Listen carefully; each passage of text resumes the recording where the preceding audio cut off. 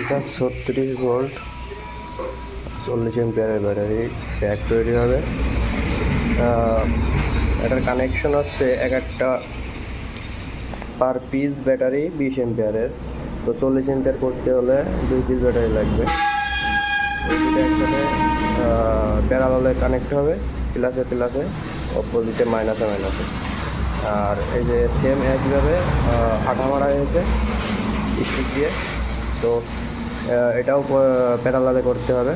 পরে যে এইটার এটা সিরিজ হবে, মানে এই ব্যাটারিতে প্যারালাল আর এর ব্যাটারির, মানে এই ব্যাটারির নেগেটিভ আর এই ব্যাটারির পজিটিভ সিরিজ করলে অপোজিটে এই যে এখানে আবার এখান থেকে যেহেতু এই দুইটা সিরিজ করা হয়েছে, তো এটার ভোল্টেজ যাবে এইখান থেকে এর পজিটিভ এর নেগেটিভে যাবে, আবার সেমভাবে এর পজিটিভ এর নেগেটিভে যাবে।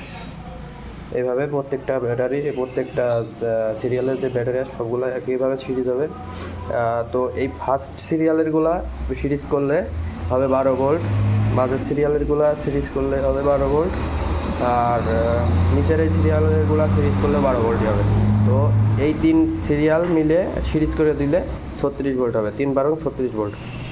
তো পরে যে এই 12 ভোল্ট এর সাথে সিরিজ করতে হবে, যে এর মাইনাস এর প্লাসের সাথে দিলে অপোজিটে এই সাইডের এর মাইনাস এস প্লাসের সাথে দিলে এখান থেকে 36 ভোল্ট প্লাস পাবো, আর মাইনাস পাবো এখান থেকে 36 ভোল্টের মাইনাসের লাইন এখান থেকে নেব। দুই মাথা থেকে প্লাস মাইনাসের নেগেটিভ নিয়ে 36 ভোল্টের প্যাকেজ যে প্লাস মাইনাস পাবো এখানে বিএমএস থাকবে।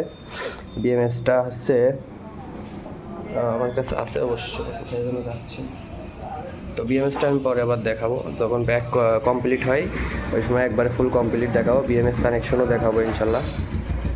ভিডিও ভালো লাগলে অবশ্যই লাইক, কমেন্ট এবং শেয়ার করবেন।